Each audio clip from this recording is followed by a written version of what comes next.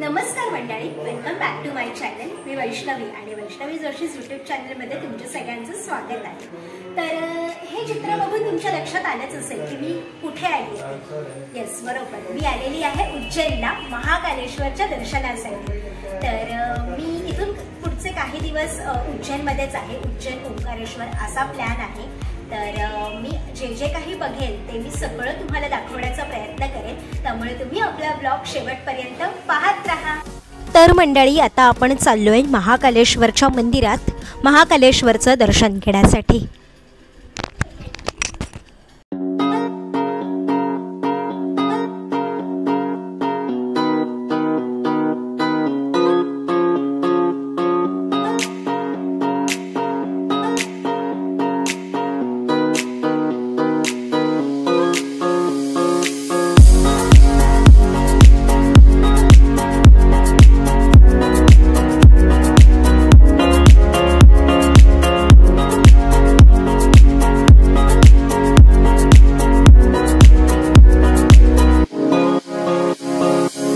सोमवार आहे आणि सोमवारची तुम्ही मंदिरातली गर्दी बघू शकता किती आहे ते. म्हणजे हे आहे मंदिराच्या आसपासचा एरिया आणि बरोबर समोर हे महाकालचं मंदिर आहे. झूम करून दाखवते, बघू शकता तुम्ही किती गर्दी आहे. तर आता आधी आपण घेऊयात श्री बडा गणेश मंदिर यांचं दर्शन. महाकालेश्वर दर्शनाला जातानाच हे मंदिर लागतंय आपल्याला.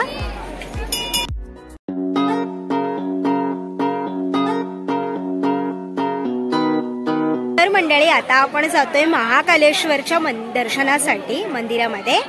तर हे असं त्यांनी केलेलं आहे उन्हाच्या संरक्षणासाठी. शेड्स केल्यात या आणि इथे अजून काही त्यांचं कन्स्ट्रक्शन चालू आहे. तर मंडळी, हे आहे ते महाकालेश्वराचं उज्जैनमधलं मंदिर. आतमध्ये कॅमेरा अलाउड नव्हता म्हणून मी आतमध्ये काही शूट करू शकले नाही. दर्शनानंतर आम्ही एका ठिकाणी जेवायला थांबलो. दर्शनानंतर आणि जेवण वगैरे करून झाल्यानंतर आम्ही तिकडचीच आजूबाजूची काही ठिकाणं पाहायला गेलो. तर आता महाकालेश्वर मंदिरानंतर आपण आलेलो आहोत राजा भर्तारी यांच्या गुहेमध्ये. म्हणजे त्यांची गुहा बघायला आता आपण आलेलो आहोत. माझ्या मागे तुम्ही बघू शकता अशी त्याची एंट्रन्स आहे. तर ही आहे ती गुंफा. थोडा कॅमेरा हलत असेल, माफ करा. तर इथे धृतहरी राजा तपश्चर्येसाठी बसला होता. गुंफा आहे 4 धामला जाण्याची असे ती लोक म्हणतात आणि त्याचं नावही तेच आहे, यह चारो धाम का रस्ता है. अशा प्रकारे आता आपण ह्याच वेळी बाहेर जाणार आहोत. जिथून आपण एंट्री केली तिथेच आपण आता बाहेर जाणार आहोत. तर अशा प्रकारे ही ती गुंफा आहे जिथे त्यांनी तपश्चर्या केलेली. आता आपण जातोय गुंफा नंबर 2 मध्ये.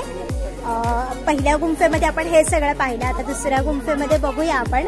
राजा योगी गोपीचंद महाराजांची ही गुंफा आहे. ह्या गुंफेमध्ये आम्ही आलेलो आहोत. गोपीचंद गुंफा आहे.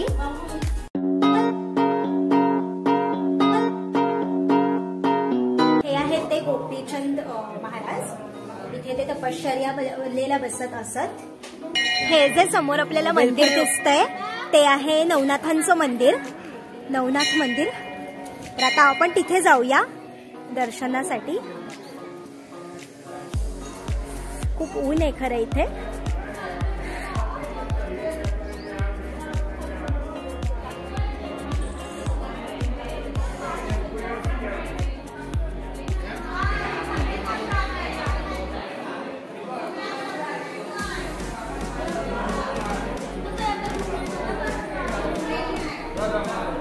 हे आहे उज्जैन मधलं नवनाथांचं मंदिर. मंडळी, तिकडे नवनाथ मंदिराच्या बाहेर एक साधू बसतात आणि तिकडे आशीर्वाद देण्याचा प्रकार असा आहे की तिकडे मोरपिसांचा कुंच्यानी तुमच्या पाठीवरती आशीर्वाद दिला जातो. तो झाडू आपटून तुम्हाला आशीर्वाद दिला जातो. तर आपण आलेलो आहोत तिथल्या नवनाथ मंदिरात, नवनाथांच्या मंदिरामध्ये. तर हे आहेत भगवान शंकर. त्याच्यानंतर हे आहेत नवनाथ महाराज. अशा प्रकारे इथेही भगवान शंकरांचीच आपल्याला मूर्ती दिसते. त्यांनी असं अल्टरनेटिव्ह फोटोज इथे पण कुठेही दाखवतो.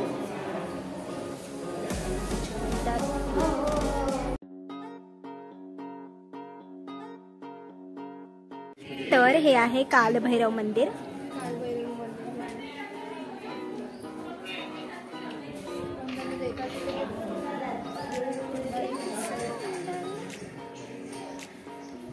आणि इथे त्यांनी भरपूर शेणाच्या गौऱ्या ठेवलेल्या आहेत, ज्या दुर्मिळ झालेल्या आहेत, आपल्याला पाहायलाही मिळत नाहीत. अशा त्या शेणाच्या गौऱ्या आहेत,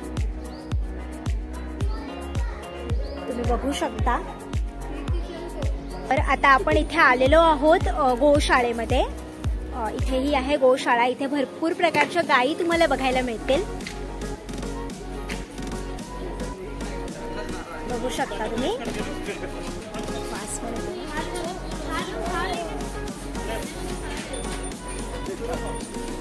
हे वासरू खूप गोड आहे, काहीतरी खात.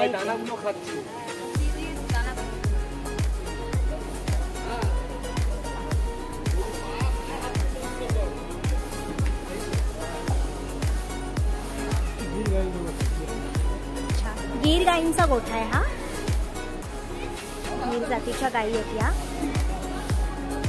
कशा बघतायत.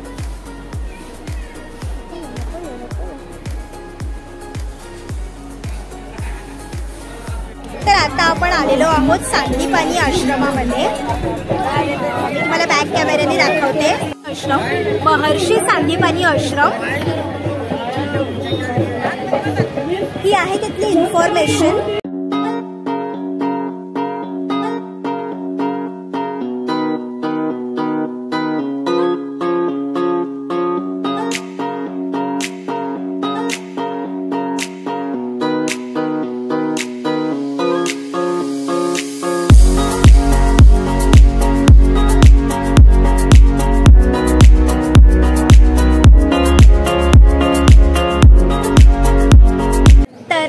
सांदीपनी आश्रमामध्ये आतमध्ये मला काही शूट करून दिले नाही. इथे खूप सुंदर असं आतमध्ये श्रीकृष्णाचं मंदिर आहे. श्रीकृष्ण पाठशाळा म्हणजे श्रीकृष्ण जिथे शिकला होता ती पाठशाळा आहे ती. पण त्यांनी मला आतमध्ये शूट करू दिलं नाही, सो मला काही घेता आलं नाही. पण आता इथलं पुढचं मी नक्कीच इन्फॉर्मेशन द्यायचा प्रयत्न करेल. आणि आपला ब्लॉग तुम्ही शेवटपर्यंत पाहत राहा.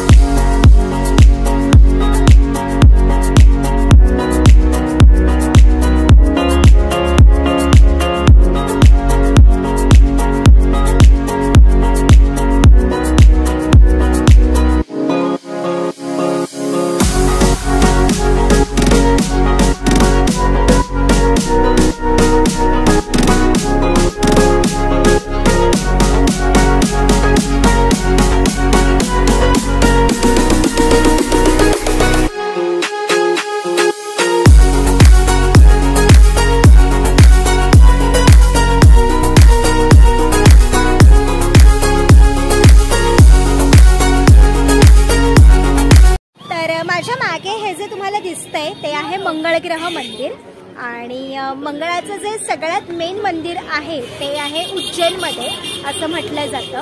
तर आता मी तुम्हाला मंगळग्रह मंदिर दाखवते. तर आपण आता जाऊया मंगळग्रह मंदिरामध्ये. तर ही अशी एंट्रन्स आहे मंगळग्रह मंदिराची.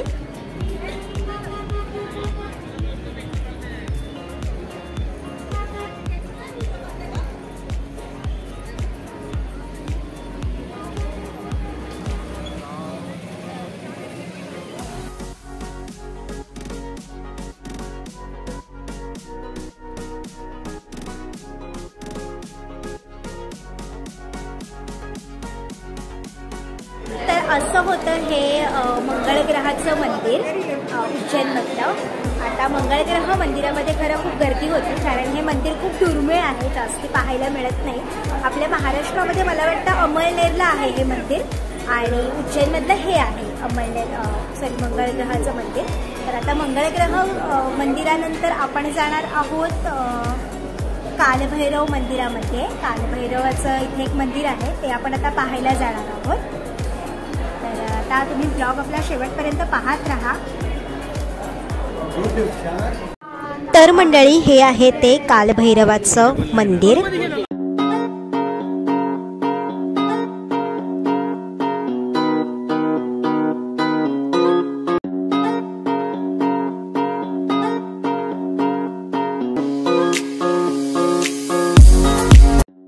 तर मंडळी तिथलं वैशिष्ट्य म्हणजे असं की तिकडे कालभैरवनाथाला दारू अर्पण केली जाते.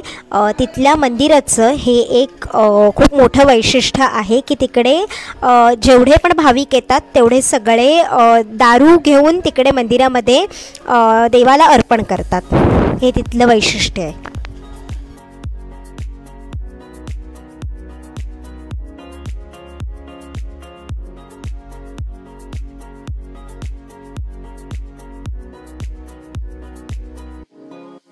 तर मंडळी हे आहे उज्जैनमधलं मार्केट.